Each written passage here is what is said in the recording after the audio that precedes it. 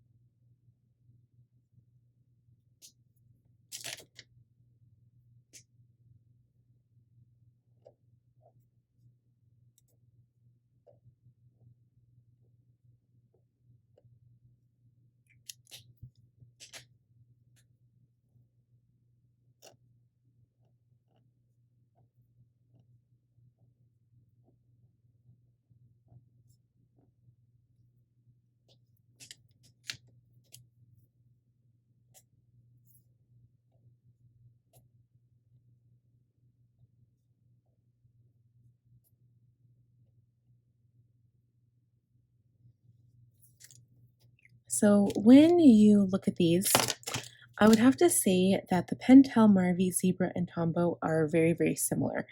As you can see, the downstrokes, upstrokes, everything, they look very similar. And the Zebra and the Tombow were both hard tip, which is interesting. So if you do get the softer tip or the larger pen, of course, you're going to have larger lettering. And the Kokokiro and the Manami were probably closer to the Fudegokochi. So I still think the Fudegokochi is the smallest brush pens that I have because you can see it's just so tiny. And I don't press down on the downstrokes probably as hard as I could. I'm a little reluctant to ruin them because this is one thing. I did try to find these on Amazon and I can't find the entire set. So I think I came across one or two of the colors and that was it. So I will link those for you down in the description box if you're curious. But we can talk about these a little bit here. So I noticed when I was lettering them, and again, I haven't used these in such a long time, but the blue here had it pulled up a bit at the start of the letter, and the same with the brown. And it's just because I think there's so much ink, and also because it's a liquid ink pen, kind of like the Karen brush markers. So I like that. I think that's very interesting for a small brush pen.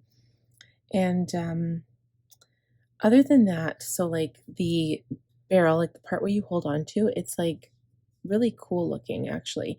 And the tip of the pen, as you can see, it's like a plastic nib. Sorry, I'm totally out of focus. As you can see, it's a plastic nib, and then you've got the little felt tip at the end, and it has a fairly good bounce back for a small brush pen. But again, I haven't used them as much as any of these others, so I can't tell you for certain how long they last, but they are a very good quality pen. That is one thing I will say. So I'm assuming they would last a long while. And I really like how they write. There's something to them. It's one thing to see it, and then there's one thing to actually feel how they write. They're very smooth. And because they're so tiny, I think these would be perfect for lettering and cards. I think that would just be the perfect use for them. But I mean, you could also do, weekday headers in your bullet journal, for instance. They would be good for that because they are small enough. And the only thing is, of course, you don't have that much color selection with these, but I don't think I would use any other colors if I was just going to, use them for headers. I'd probably just use the black, to be honest. I'm not going to lie. So I just wanted to share these with you because I know I talk about all my brush pens, and I think I've got quite an abundance of the larger brush pens, and they're a lot easier to find. Whereas when you're talking about smaller brush pens, you don't really see them on the market as much. So, I mean, these are pretty much the only small brush pens that I have. And like starting with the Caran d'Ache Fabralo and the Stabilo .68 brush pen, those are like quite a bit bigger than these. So the Kokokiro, the Pentel, Marvy, La Pen Flex, Zebra Funwari, Manami, the Manami Plus Pen 3000, and then the Tombow Food Nasuke. And now we can add the Fudegokochi to that list. So if you guys haven't tried these out, I would recommend that you try them for yourself because they're actually unlike anything that I have. Out of all of these, I actually really like the Manami and how it writes. And I think when I first received those pens, I didn't like them at all. And then I waited for a couple of months before I actually did my review, and my opinion changed on those. And I like them for a brush pen now. And that one was actually relatively cheap, and you get lots of colors. I cannot remember how much I paid for all of these. I think it was under $20. And they are a really good brand. They'll last forever. But again, their use is a little bit limited because you only have the 6 colors. So keep that in mind if you are searching for these. But again, check the link down below to see my Amazon affiliate link. And give this video a thumbs up if you enjoyed it. If you are new here, I would love if you would consider subscribing. And last but not least, click on that bell button to be notified every time I upload a new video. And we will talk to you guys in the next one. Bye now.